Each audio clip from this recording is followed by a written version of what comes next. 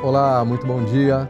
Sejam bem-vindos a mais uma live promovida aqui pelo escritório Duarte Tonetti Advogados. Eu sou Wesley Duarte, sócio fundador do escritório.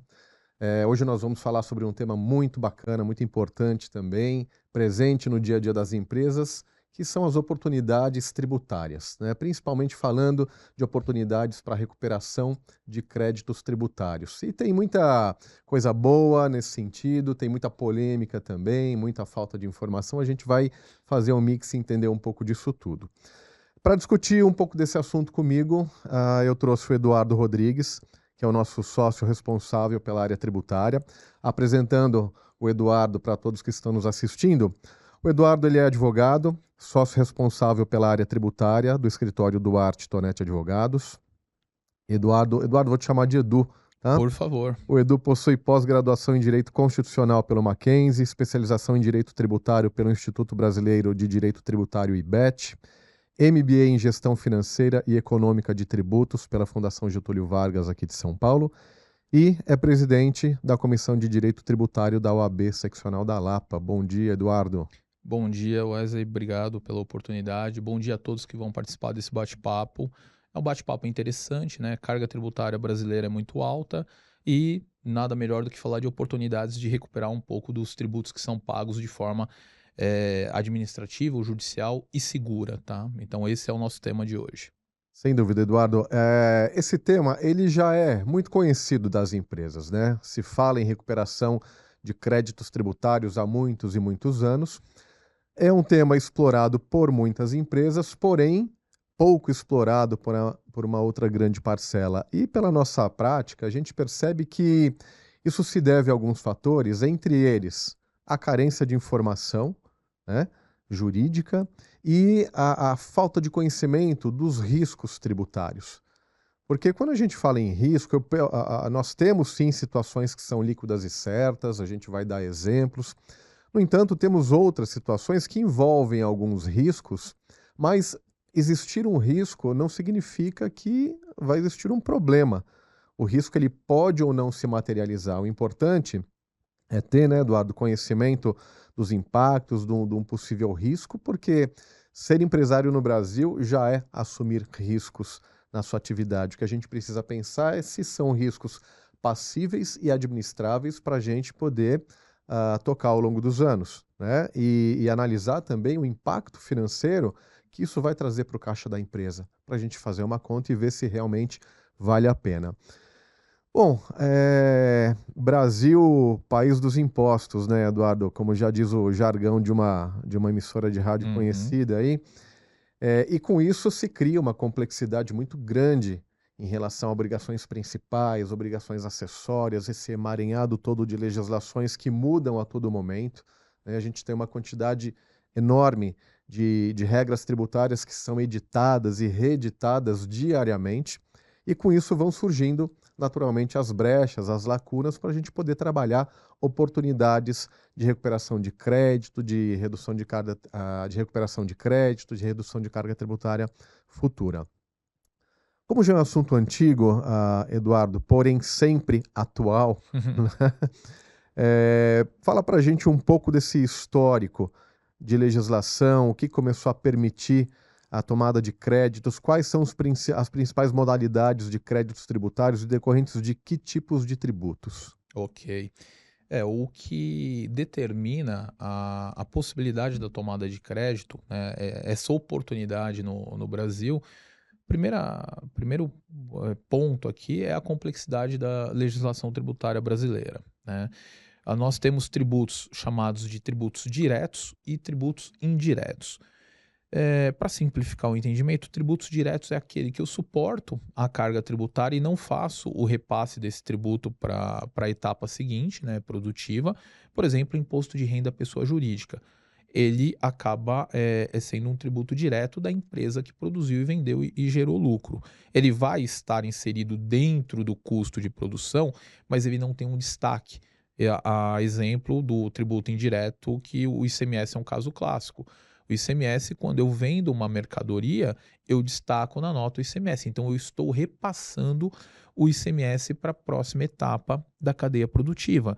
E o tributo indireto, ele tem por característico o débito e o crédito. Então, eu vou, né, esse ICMS que está destacado na nota, eu vou me creditar na etapa subsequente para eu não ter uma tributação em cascata. O PIS/COFINS são tributos que, na modalidade não cumulativa para empresas do lucro real, também possibilitam a tomada de crédito de matérias-primas e insumos. Onde que surgem as complexidades e as dificuldades e as inseguranças? Por exemplo, o PIS/COFINS, o crédito é interpretativo. Né? O que, que seria? Matéria-prima, tudo bem, é mais fácil, ela é utilizada diretamente no processo produtivo, mas o insumo já tem a sua complexidade. Eu posso ter, por exemplo, uma máquina que utiliza uma faca para fazer corte de tecido, e essa faca ela acaba tendo desgaste naquela produção, né, no corte, mas não é uma matéria-prima para produção de roupas, por exemplo, mas ela é consumida ao cortar as peças para depois elas serem confeccionadas. Então, o consumo dessa máquina, essa máquina é um insumo. Então, o custo que essa indústria tem com essa substituição dessas facas vai gerar um crédito. Só que isso traz uma questão interpretativa e traz a questão de complexidade de entendimento do processo produtivo. Nem sempre o profissional contábil ou jurídico daquela empresa ele vai estar ali no chão de fábrica para entender isso. Essas são situações de crédito administrativo. Existem outras situações que são oriundas de ilegalidades ou inconstitucionalidades. Como o Wesley bem comentou, a gente tem uma série de novas normas, né? Todos os dias são editadas novas normas tributárias. E algumas dessas normas não respeitam a Constituição ou as leis complementares que regulamentam os tributos. E aí nós temos situações de ilegalidades e inconstitucionalidades, que a gente vai discutir um pouco mais para frente nas teses que nós trouxemos aqui para exemplificar esse trabalho. Então, é um mix de situações que acabam gerando um cenário extremamente complexo, com carga tributária alta, muita legislação e muitas vezes, por falha ou por desconhecimento, a empresa apura um tributo a maior ou de forma equivocada e não se utiliza dos benefícios que ela tem de crédito por receio, por até mesmo receio de fiscalização do fisco, ou porque já tomou algum crédito e teve problemas com a tomada desse crédito. Então, muitos empresários têm receio nesse sentido.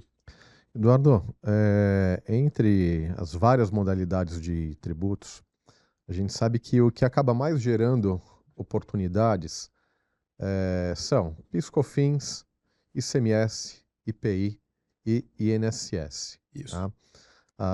Acredito que a grande maioria das oportunidades estejam concentradas nessas modalidades, né? E considerando que temos participantes nos assistindo, né, com mais conhecimento, com menos conhecimento, acho que é interessante a gente pegar desde um conceito mais básico até a gente começar a trabalhar um pouco mais a fundo a questão técnica. Pensando nesses tributos, como que surge o crédito tributário para uma empresa? Eu gosto sempre de dar o exemplo do PIS/COFINS, porque o PIS/COFINS é inerente a qualquer empresa. PIS/COFINS são duas contribuições que elas incidem sobre o faturamento. Então, qualquer que seja a empresa vai ter faturamento e vai ser contribuinte do PIS/COFINS. E o PIS/COFINS tem essa questão interpretativa acerca do crédito. Então, relacionado às maiores discussões, né, que nós temos tanto no judiciário quanto no administrativo, são voltadas para o PIS e para a COFINS. O PIS/COFINS ele traz casos famosos, né, que a gente discute no âmbito tributário e situações bem interessantes. Eu gosto de explicar, até para simplificar, com exemplos. E um dos exemplos que é interessante é o varejista, né, o setor de varejo. Vamos pensar num supermercado. Atualmente, o dinheiro físico ele está quase que em extinção, né? Todo mundo usa o cartão de crédito, o dinheiro eletrônico, o Pix, enfim. E os supermercados, né, os varejistas, eles disponibilizam as maquininhas de cartão para desenvolvimento da sua atividade. E a maquininha de cartão, ela não está, não é um insumo que é consumido no processo produtivo do supermercado, não é uma matéria-prima, o supermercado tem padaria, tem uma confeitaria, então você tem, situações de matéria-prima ali para desenvolvimento, elaboração desses produtos. A maquininha de cartão é simplesmente um meio de pagamento que está disponível para o cliente utilizar. Então, ficou uma situação nebulosa, dá direito a crédito de PIS/COFINS ou não? É um insumo que é essencial e relevante, conforme o julgamento do Superior Tribunal de Justiça, para utilização do crédito ou não? Então, muitos varejistas lançaram mão desse crédito de forma administrativa, alguns tiveram autuações, né, pela Receita Federal e foram discutir a matéria, né, até o CARF, e outras empresas com um posicionamento mais conservador optaram pelo ingresso com ação judicial. E aí a gente tem ação judicial para todos os sentidos. Então, esse é um exemplo clássico que ele traz aqui, denota qual que é a complexidade. Se a gente parar para pensar que um supermercado hoje sem maquininha de cartão ou um meio eletrônico para pagamento, eu acredito que ele deve perder cerca de 70, 80% do seu faturamento, se ele só trabalhar com dinheiro físico ou cheque. Então, na minha opinião, no meu entendimento, é essencial e relevante para o desenvolvimento daquela atividade.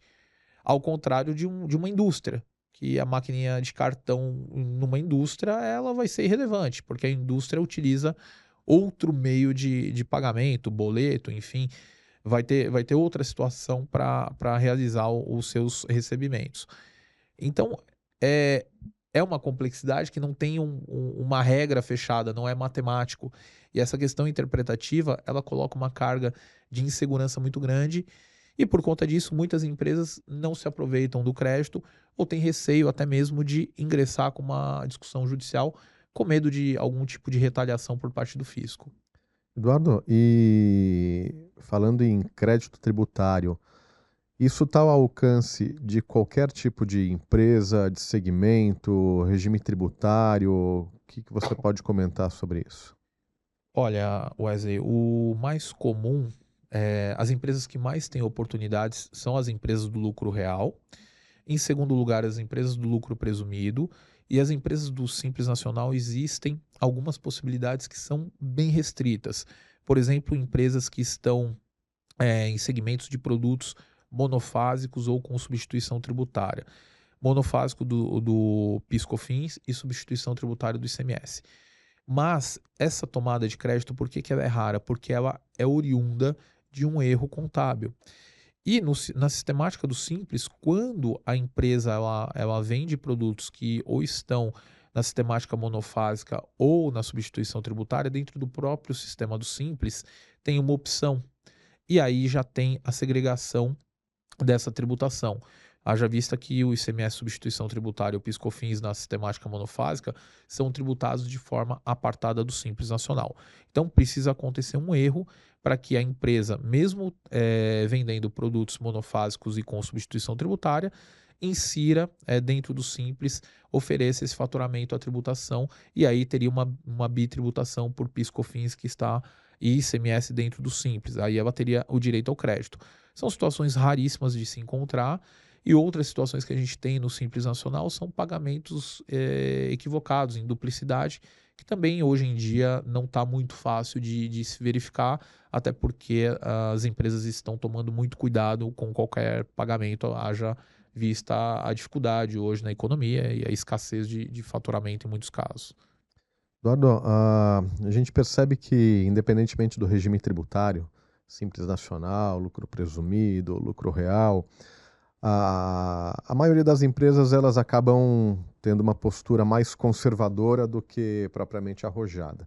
E aí vem naturalmente a preocupação em aproveitar um determinado crédito, gerar um benefício financeiro, mas correr o risco de ter um problema muito maior, né, depois. E a gente fala em tomada de crédito de forma administrativa ou de forma judicial. Vamos entender um pouco qual que é a diferença de um e outro, em que circunstâncias se justifica uma modalidade ou outra, o que que é o crédito administrativo, por que que ele tem essa denominação e como que ele pode ser aproveitado? Uhum. Uma ótima pergunta, Wesley. O crédito administrativo, ele é o crédito que eu apuro dentro da minha contabilidade. Eu vou olhar para minhas obrigações acessórias, para as minhas apurações e em confronto com o meu processo produtivo. E dentro desse trabalho, dentro dessa verificação interna, eu vou apurar situações que eu tributei ou deixei de tomar um crédito de um insumo, alguma situação que eu tive ali dentro do meu processo produtivo. A gente tem alguns exemplos, coincidentemente também com varejistas. Citar dois exemplos, né? Um exemplo de um supermercado que vendia peixe fresco e tinha gelo ali para manter o peixe fresco na banca, né? Que o peixe ficava exposto. E esse gelo o mercado ele estava contabilizando como perda. Ele não tomava crédito desse gelo. E esse gelo é um insumo que foi consumido ali na venda daquele peixe. Então, é um caso clássico de direito à tomada de crédito de PIS/COFINS. Só que não se estava averiguando essa situação por não adequação à legislação, ao entendimento e com o processo produtivo. Então, a gente acabou fazendo o trabalho, entendeu qual que era a situação, apresentamos para o sócio da empresa e ele ficou convencido ali que era um caso, né, de tomada de crédito que ele não fez e ele tinha esse direito e não teve qualquer problema. Então era um insumo mesmo ali classificado. E uma outra situação também de tributação de um determinado produto que tinha alíquota zero, né? Então ele tinha uma saída zero de PIS/COFINS, era um produto que estava na cesta básica e ele tinha um benefício fiscal. E a classificação do sistema de TI classificou-se como um produto que tinha tributação. O exemplo aí é queijo, né? Então, o queijo mussarela e o queijo prato, a gente tem uma situação de alíquota zero de PIS/COFINS e a pessoa que parametrizou o sistema classificou como qualquer outro queijo que tinha tributação. Então, essa empresa estava tendo uma tributação de 9,25 a título de PIS/COFINS no lucro real sobre o queijo mussarela e queijo prato. Então, teve um erro, né? Aí que gerou essa tomada de crédito. Então, o administrativo, a gente tem essa denominação porque eu vou fazer a verificação dentro da empresa e eu tenho uma convicção de que eu posso lançar a mão desse crédito via Perdecomp, que é o sistema de compensação da Receita Federal. Então, eu apuro o valor, reconheço esse pagamento indevido a maior e vou lançar mão diretamente via compensação no sistema Perdecomp. E o Perdecomp, a Receita Federal tem até 5 anos para fazer a análise.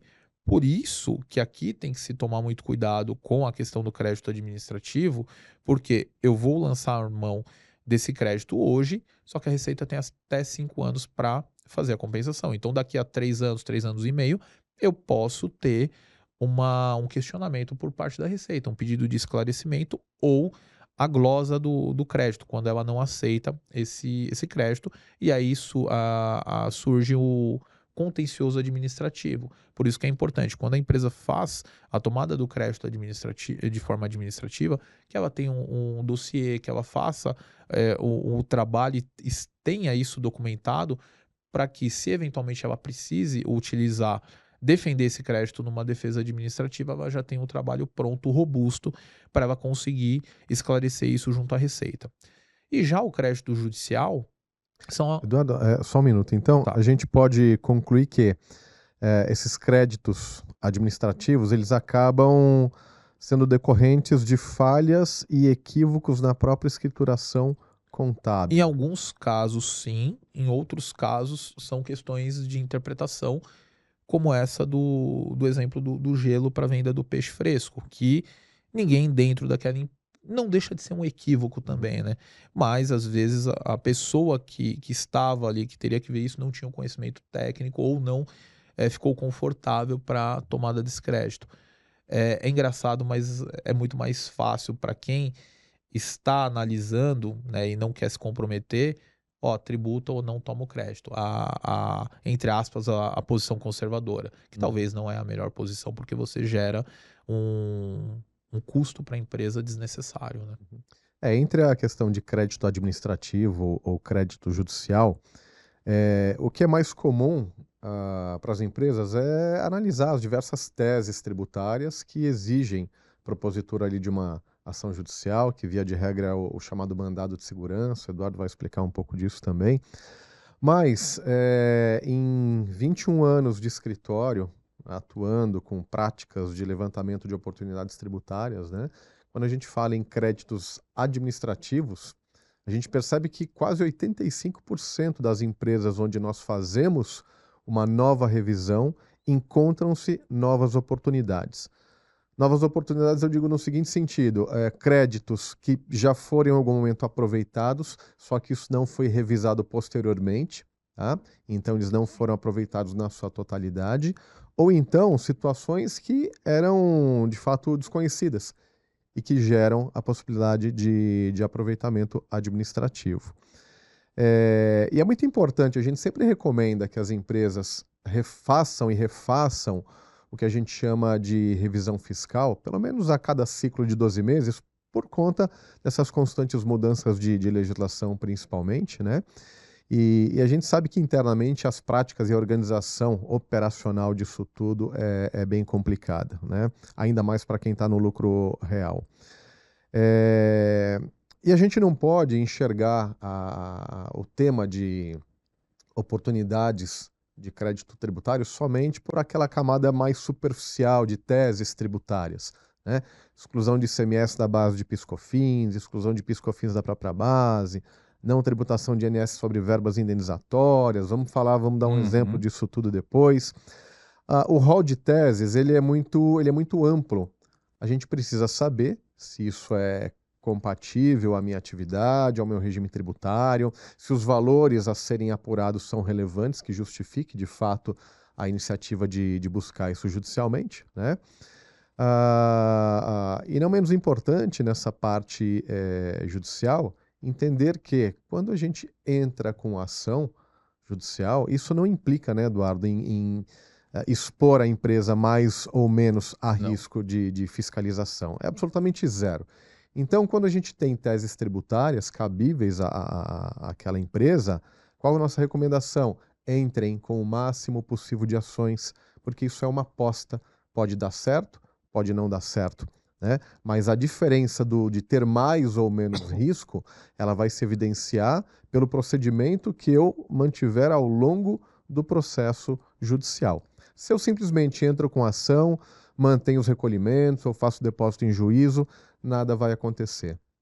Se essa tese lá na frente transitar em julgado, o processo finalizar e tivermos êxito, aí sim a empresa vai fazer jus ao aproveitamento. O problema é que tem muita empresa que já entra com ação, sai compensando com liminar, a liminar é cassada no meio do caminho, vai ter fiscalização, pode ter autuação e aí surgem os riscos. Mas isso também não quer dizer que o empresário não possa assumir isso. Depende dos valores envolvidos, né? Um ponto importante de ingressar com a ação judicial é que você garante o período dos últimos 5 anos de aproveitamento, que é a chamada prescrição. Então, se eu tenho uma oportunidade, se eu vou aproveitar ou não, é outra história. Essa é uma decisão que fica para um segundo momento. Num primeiro momento, a decisão é: vamos ter conhecimento do que eu posso fazer e vamos ingressar com essas ações judiciais.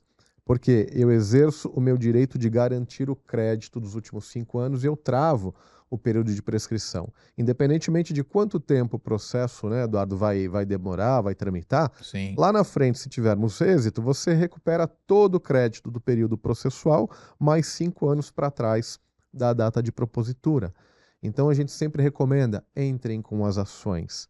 Façam uma aposta, muita coisa dá certo. O que não der certo no meio do caminho, a gente não mudou a operação até a decisão final e a empresa não vai incorrer em risco. Mas eu queria que você falasse então um pouco dessa questão de teses tributárias. Tá. Wesley, esse tema que você colocou é importantíssimo, que a gente encontra muitas vezes uma resistência, O empresário ele quer, ainda não tem decisão favorável, eu vou esperar ter um cenário um pouco mais concreto, e nisso ele está perdendo com a prescrição. E a gente tem alguns exemplos, né, recentes agora, que eles denotam que o melhor caminho é sempre entrar com a ação judicial. Por quê? Nós utilizamos o mandado de segurança. Em quase todas as discussões tributárias eu consigo fazer por meio de mandado de segurança. E por que que a gente gosta tanto do mandado de segurança? Porque o mandado de segurança é uma ação segura. Ela é uma ação que, pela natureza dela, não importa em condenação e sucumbência. Então, se eu ingresso com mandado de segurança e não tenho êxito nesse mandado de segurança, eu não vou ter que pagar honorários para a procuradoria.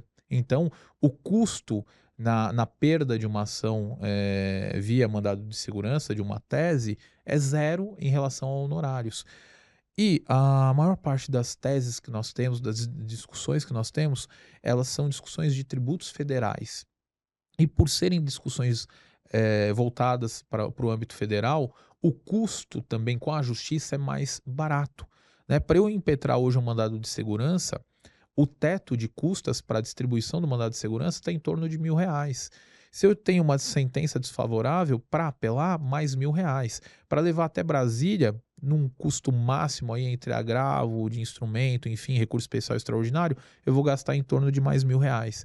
Então, nós temos uma possibilidade de discutir qualquer valor de crédito na Justiça Federal gastando em torno de R$ 3.000, que é um custo extremamente baixo.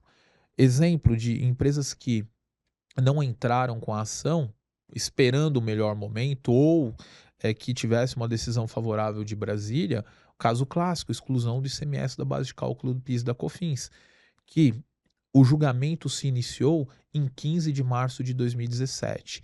Quem tinha a ação distribuída até 15 de março de 2017 pôde retroagir a recuperação do crédito até março de 2012. Quem entrou com a ação a partir do dia 16 de março de 2017 não pôde retroagir. Houve a modulação dos efeitos da decisão favorável aos contribuintes. Então, perdeu 5 anos de crédito para trás, né, por um dia. Se a pessoa tivesse entrado com a ação até 15 de março de 17, ela retroagiria 5 anos. Em um dado da própria Procuradoria-Geral da Fazenda Nacional. Esse dado já está desatualizado, mas enfim, ele é importante para nós. A Procuradoria fez um estudo até para pressionar a modulação dos efeitos, que nesse estudo ela constatou que 75% das ações distribuídas discutindo exclusão do ICMS da base de cálculo do PIS e da COFINS foram distribuídas após o dia 15 de março de 2017. Por quê? Porque no início do julgamento, os ministros estavam votando de forma favorável. Então, isso animou os empresários a ingressarem com a ação, mas perderam 5 anos para trás. Tem empresas que a gente trabalha no escritório que entraram com a ação em 2004, 2005, empresas que retroagiram para o início dos anos 2000 e recuperaram mais de 20 anos de crédito, porque essa tese ficou em discussão mais de 20 anos. Então, olha o tamanho da importância, né? Isso no início era uma aposta e essa aposta se concretizou. E a empresa é todo o diferencial. A empresa que apresentou essa ação e ficou esperando e teve esse êxito, está recuperando o crédito. Tem empresas que estão sem pagar tributo federal há mais de um ano, por conta que tem esse crédito gigantesco e está aproveitando. Olha só o diferencial competitivo que essa empresa teve. Um outro caso clássico é a questão do Sistema S. O Sistema S é uma tese que os terceiros, SESI, SESC, SENAT, que ele deveria ter por base de cálculo o limite de 20 salários mínimos. Tinha decisões favoráveis em primeira instância, segunda instância e no STJ. O STJ tinha um posicionamento favorável, mas não em recurso repetitivo, que pacificaria a matéria.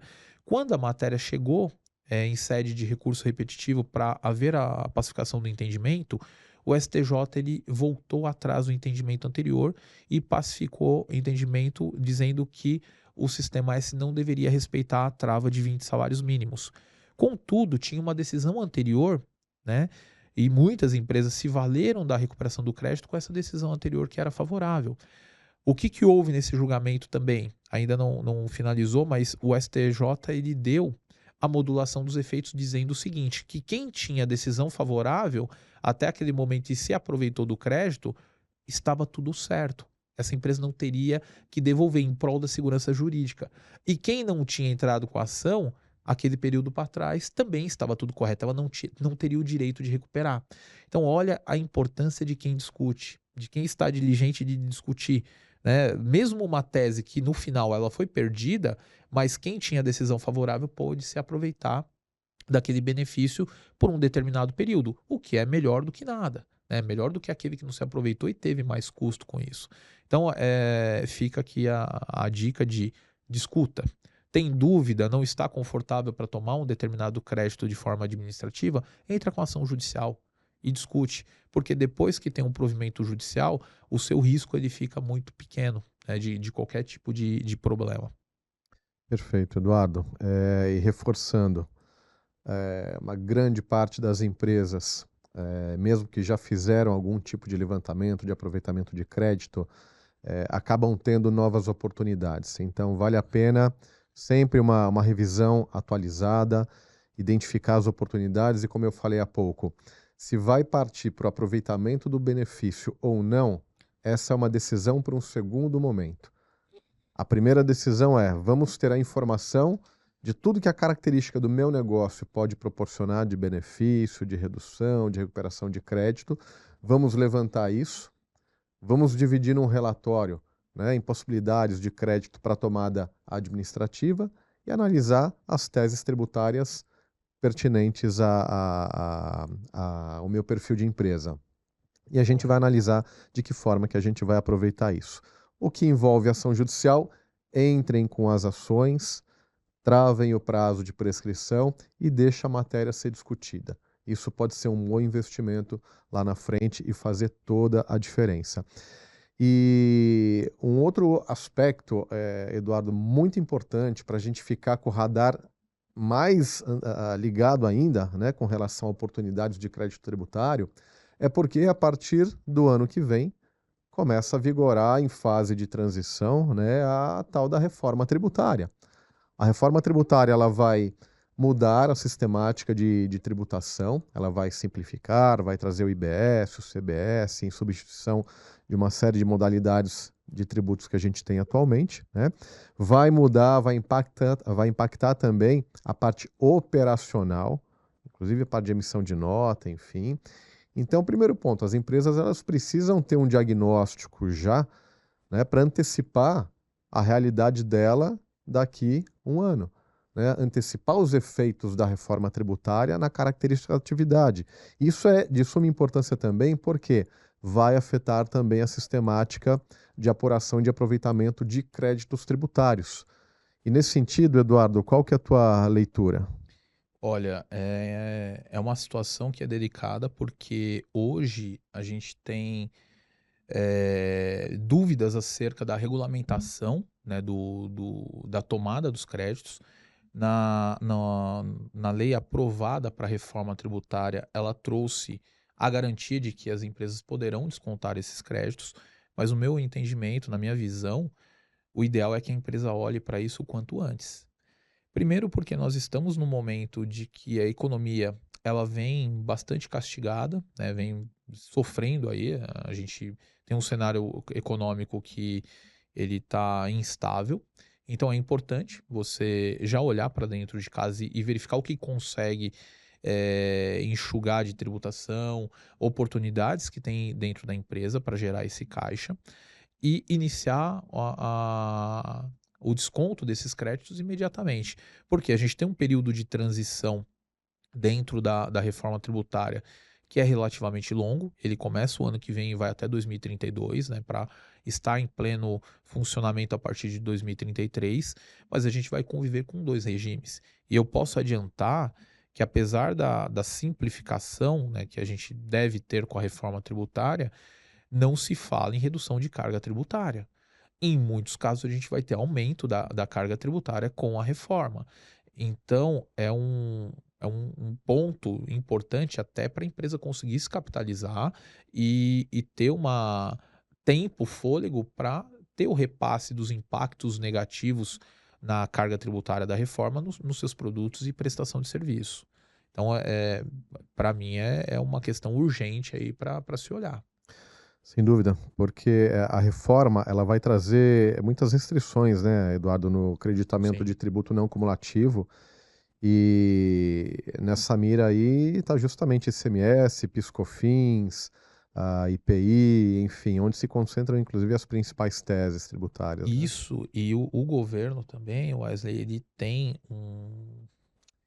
essa restrição é uma forma de você aumentar a arrecadação.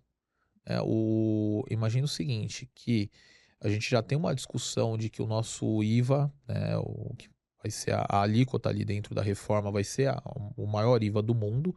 Fala-se em 28% de IVA. E, concomitante a isso, se o governo ele consegue restringir o direito ao crédito, pelo menos do regime anterior, ele tem um aumento na arrecadação. Ainda que de forma inicial, talvez não perdure tanto, isso vai gerar uma série de discussões judiciais para as empresas poderem, digamos, fazer o cruzamento desses créditos com os tributos que elas apurarem dentro da reforma tributária. Isso já é uma questão que eu acredito que vai gerar novas teses tributárias. Hoje a gente ainda não tem uma corrida grande nesse sentido, porque ainda faltam as regulamentações, principalmente em relação aos municípios e aos estados. Mas essas regulamentações virão e nós teremos teses nesse sentido. Mas é um ponto bem importante, que a tendência é que nós tenhamos uma restrição de créditos apurados no regime anterior. Uhum. E isso trava a empresa vai ter uma situação de um represamento de crédito que ela não consegue utilizar. É a mesma coisa que ter um dinheiro em caixa que está preso, né? Que você não consegue utilizar para bancar ali as contas do dia a dia. Sem dúvida. Eduardo, eu queria que você passasse qual que é o posicionamento atual do Poder Judiciário em relação a algumas teses, né? Como você citou aqui, a discussão sobre a limitação de 20 salários mínimos em relação ao chamado Sistema S. Eu queria que você comentasse um pouco da questão da não tributação de INSS sobre verbas de natureza indenizatória, né? Temos os 15 primeiros dias de auxílio-doença, abono único, terço constitucional. Uhum. Vamos entender um pouco disso. Exclusão de piscofins da própria base. Por último, eu quero deixar A a exclusão do a ICMS. famosa chamada tese do século, né, conhecida aí da maioria, que é a exclusão do ICMS da base de cálculo de PIS e COFINS.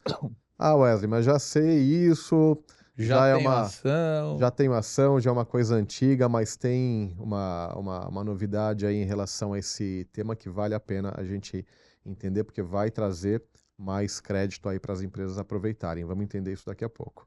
Mas, Eduardo, me conta um pouco dessa posição atual do Judiciário em relação a algumas teses aqui que eu coloquei como Tá. exemplo. Vou contar, mas antes de falar propriamente das teses, a gente tem que trazer uma questão aqui que é o tema 1119 do STF. E o que é o tema 1119? O tema 1119, ele é uma discussão que se tinha de ações coletivas, né, mandados de segurança coletivos. Esses mandados de segurança são impetrados por entidades de classes, enfim, por associações. E tinha uma discussão muito grande se a empresa precisava ser previamente filiada àquela entidade para se valer do mandado de segurança coletivo, né, dessa ação coletiva. E o STF ele julgou que não, que é desnecessária essa filiação prévia, porque ele entendeu com base no princípio da isonomia, né? Então, se eu faço a restrição de uma empresa que poderia estar associada naquele segmento específico, eu estou criando uma situação de desregulação no mercado, né? Eu vou estar desfavorecendo aquela empresa. Então, dito isso, o STF ele entendeu que é desnecessária essa filiação prévia, então muitas empresas começaram a se aproveitar de ações coletivas. Haja vista esse exemplo que a gente comentou anteriormente de empresas que não ingressaram com ações e perderam ou perderam um período para retroagir ou perderam uma situação que até um determinado momento aquela tese tinha um posicionamento favorável. Aí, dito isso, eu vou falar um pouquinho, vou falar primeiro da situação envolvendo os 20 salários mínimos, né, para base de cálculo do Sistema S.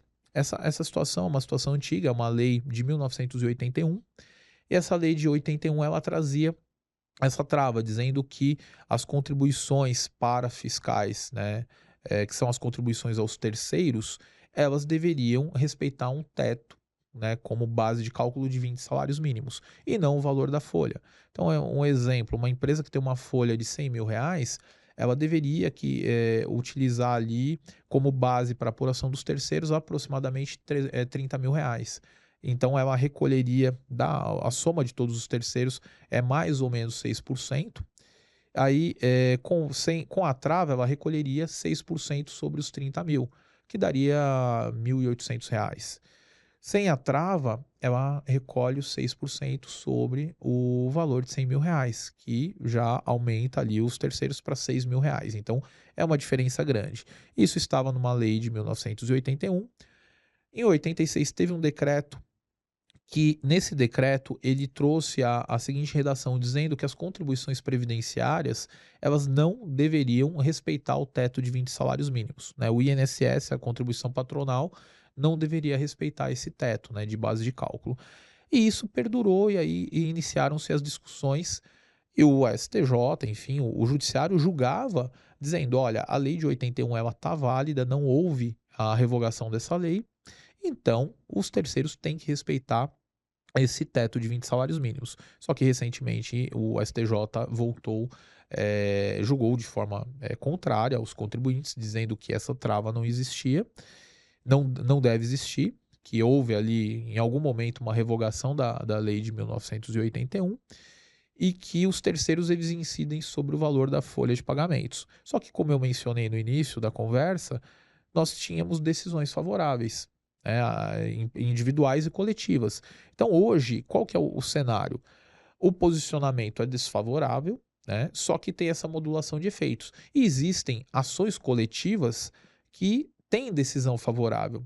E hoje, o que a gente tem verificado? Com base nesse tema 1119 do STF, que autoriza a filiação posterior ao ajuizamento da ação, a gente tem verificado que muitas empresas têm feito essa filiação posterior e feito o pedido de habilitação do crédito junto à Receita Federal, né, para fazer o aproveitamento.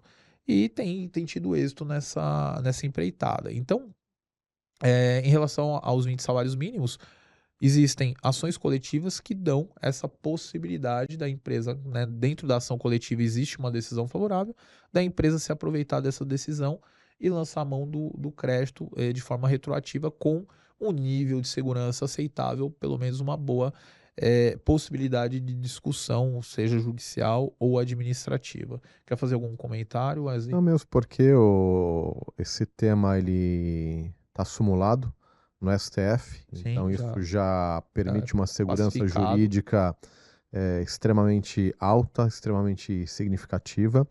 Então, Eduardo, pelo que você está dizendo, uma empresa ela pode a qualquer momento fazer uma filiação a uma determinada associação para que ela possa fazer jus ao direito do crédito, porque a ação coletiva dessa associação já finalizou, já transitou em julgado e já Isso. sacramentou o direito ao crédito. Então não teria essa trava, essa restrição de ter se filiado anteriormente. Isso está valendo a qualquer momento. Tá Na valendo. prática é isso. Na prática é isso. Era uma grande discussão que se tinha.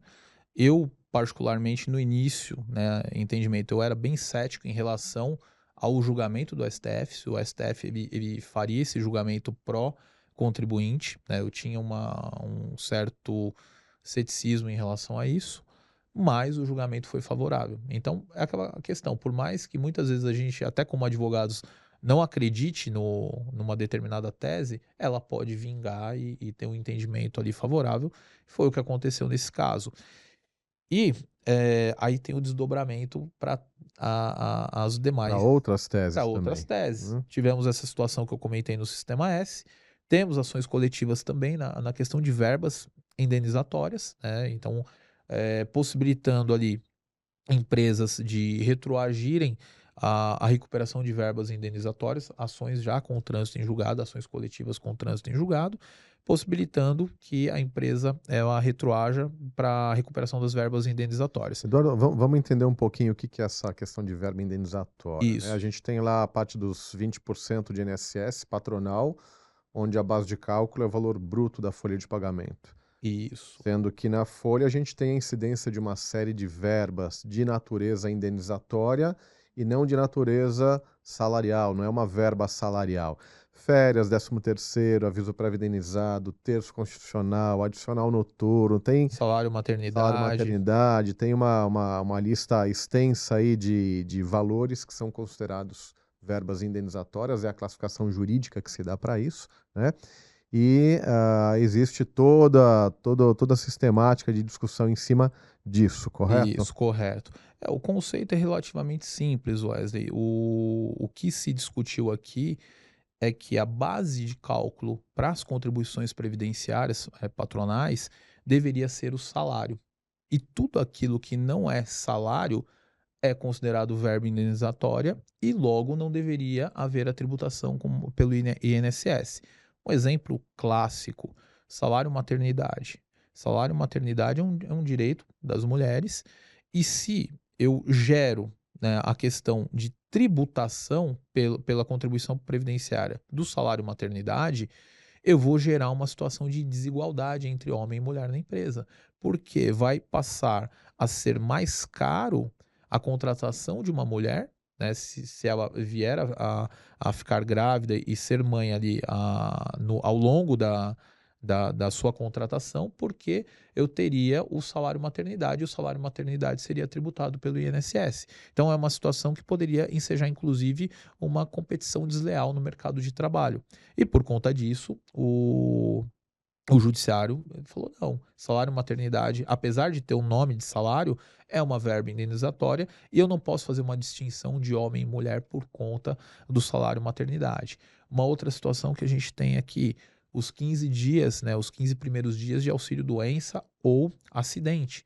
Não é salário. A pessoa não está trabalhando efetivamente para perceber aquele valor. Se eu tributo esse valor, eu tô criando uma onerosidade da empresa além do legal, né? Porque ela já tem o afastamento do funcionário que não está produzindo, dependendo da função ou do porte da empresa, ela vai ter que contratar um outro funcionário, um freelancer, ou contratar efetivamente um outro funcionário para desenvolver aquela atividade e está pagando aquele funcionário que se acidentou, teve um problema de doença. Então, é uma situação também de indenização.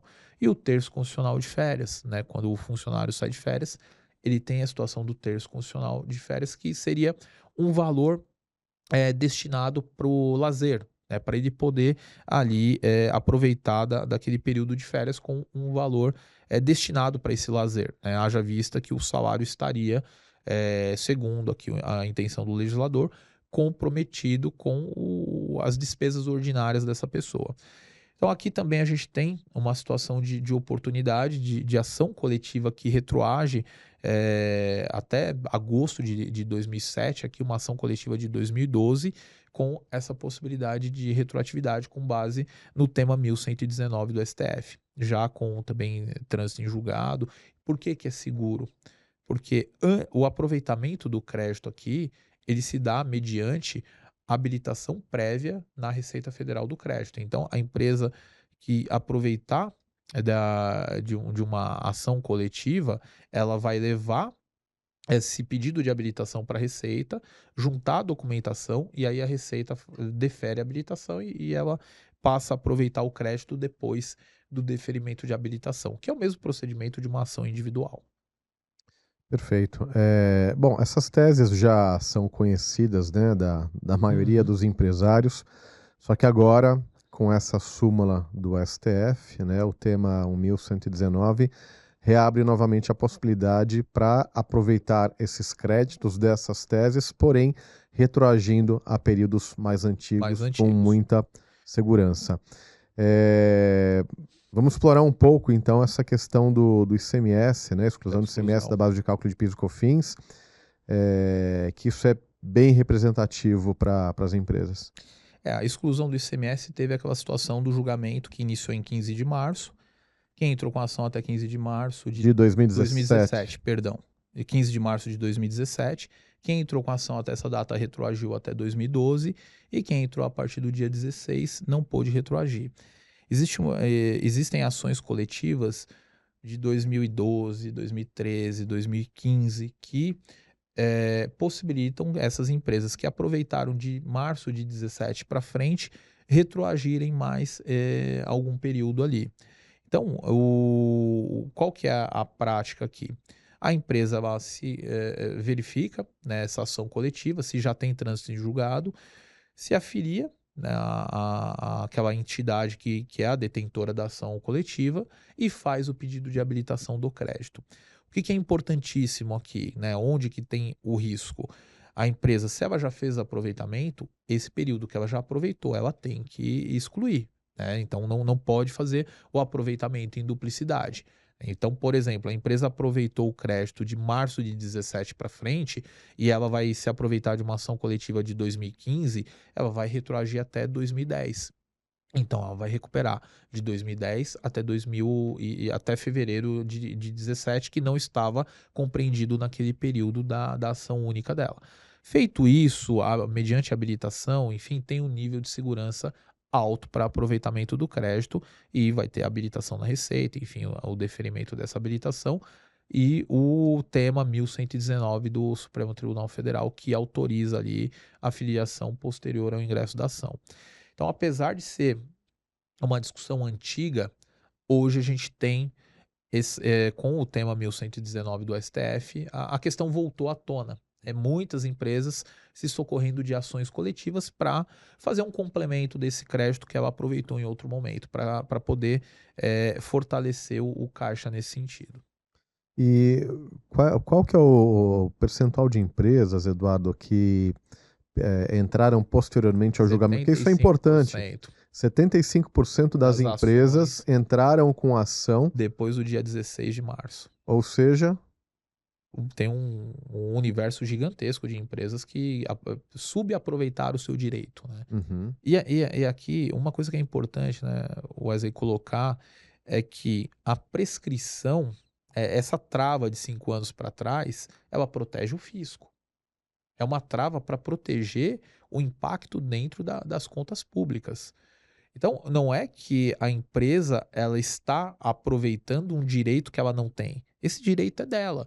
Se não existisse a prescrição, ela teria o direito desde o início que começou-se a tributar o PIS/COFINS com o ICMS inserido na base. Então, não extrapola o direito da empresa. Isso é muito importante a gente deixar frisado que é um direito que ela teria. Inclusive, ela perdeu o dinheiro, ela foi onerada, porque até iniciar o ingresso dessas ações, até as empresas começarem a discutir essa situação, todo mundo pagava PIS/COFINS com ICMS inserido na base, que é o que acontece com as empresas prestadoras de serviço hoje, que elas pagam PIS/COFINS com o ISS inserido na base, e é uma ótima tese, e que muitos prestadores de serviço não têm essa tese também. Então, não é uma situação de que a empresa está se aproveitando de um direito que ela não tem. Não, ela foi onerada, só que por conta da modulação dos efeitos, limitou-se o direito, né, dessa empresa. E aí a gente cria alternativas por meio dessa situação de minimizar esse prejuízo que ela acabou tendo.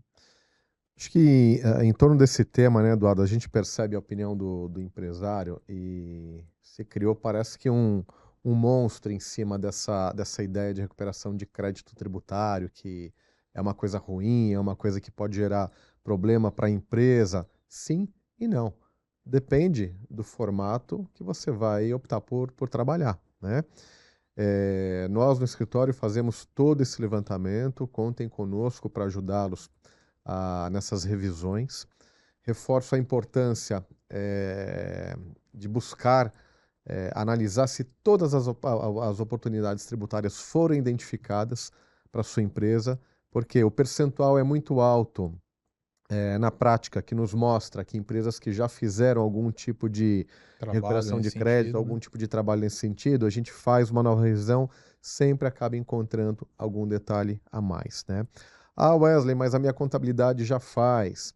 Ah, mas eu já tenho advogado, tributarista, já tenho um jurídico. Ok, né? Isso é absolutamente comum, né? Sim. Aliás, eu não esperaria outra resposta. Mas independentemente do que cada empresa tenha de estrutura interna para poder se valer dessas informações, busquem, vão a fundo, espremam mais essa situação, porque dá para sair mais coisa. Reforço mais uma vez, está chegando reforma tributária, ela vai trazer sérias restrições à utilização de novos créditos.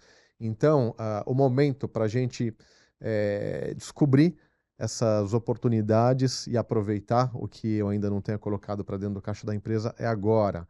É um momento importante para a gente conseguir fazer caixa, se preparar, fazer uma gordura aí para enfrentar esse começo de período de transição de reforma tributária, onde todo mundo vai ficar sambando um pouco ali de um lado para o Uhum. outro até a coisa realmente se acertar, né, Eduardo? Com certeza é importantíssimo. Inclusive, na reforma, a gente vai ter invariavelmente aumento de carga tributária. Tem essa questão da restrição, que você bem comentou, Wesley, que isso prejudica também. E é importante sempre revisar e estar de olho por conta das atualizações de legislação, muda a todo momento, a gente tem mudança de interpretação de legislação, então é importante estar de olho nisso, porque é dinheiro que está dentro de casa e muitas vezes aquele empresário ele perde uma boa oportunidade. E discutam, né, entrem com a ação, não tenham medo de entrar com a ação, a gente não tem nenhuma retaliação, nenhum tipo de, vou fiscalizar essa empresa porque ela entrou com uma determinada ação judicial, não. O departamento de fiscalização dentro da Receita Federal é distinto de quem faz as defesas em ações judiciais, tá? Então, tem um departamento próprio para fazer as defesas em mandados de segurança, em ações judiciais, e tem a parte de auditor fiscal, que é distinto, eles nem se conversam lá dentro. Então, não fiquem preocupados, eu vou entrar com uma ação e eu vou ter uma fiscalização por conta disso. Não, é muito mais fácil a empresa ter uma fiscalização por conta de débito tributário do que por conta de uma ação discutindo um determinado direito dessa empresa. E quanto mais empresas discutem uma determinada tese, uma determinada matéria, mais força a gente tem para ter uma decisão favorável em Brasília, né? Lembrando que todas as discussões tributárias, elas invariavelmente serão definidas em Brasília, né? O fisco tem o dever de recorrer, então essas matérias vão chegar até Brasília. E aí a União faz a força, porque quanto mais discussão nós tivermos, mais é o apelo, mais é a pressão para Brasília dar uma decisão ali que pode ser favorável aos contribuintes. Excelente, Eduardo. A gente está chegando aqui ao final da nossa uma hora de bate-papo. Tem muita conversa que Passou pode. rápido, né? Passou muito rápido. Tem vários outros temas, outras teses tributárias que a gente pode citar como exemplos, mas vamos deixar isso para uma próxima oportunidade também. A principal mensagem que nós gostaríamos de deixar para vocês é justamente essa: surgem a todo momento situações novas. Esse entendimento recente da súmula do STF é recente, é coisa de pouco mais de um ano atrás, e ela traz de volta essa possibilidade de aproveitamento de créditos, de ações inclusive já pacificadas, sem risco algum, com a possibilidade de retroagir a períodos mais antigos. Então a gente não Isso. pode perder essas oportunidades, né? Deixo aqui o nosso agradecimento a todos que estão nos assistindo. Em breve teremos novidades em relação às nossas lives, novos temas a serem desenvolvidos. Nós vamos deixar aqui ao final uma tela com o nosso contato do Eduardo, celular, WhatsApp, os meus contatos também, WhatsApp, e-mail. Fiquem à vontade para nos contactar com mensagens, com dúvidas, todas vão ser respondidas, né? Eduardo, e deixo aqui o microfone aberto aqui para você para uma mensagem final. Tá bom, obrigado.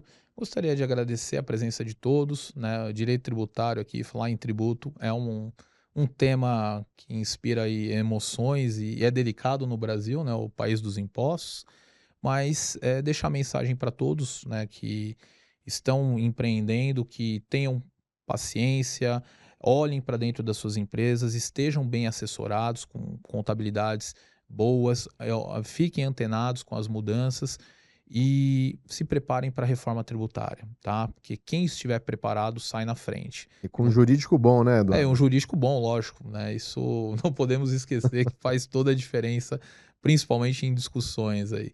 Mas se preparem para a reforma tributária, né? Utilizem uma consultoria tributária, é importantíssimo nesse momento, e quem estiver preparado vai acabar saindo na frente e ganhando mercado.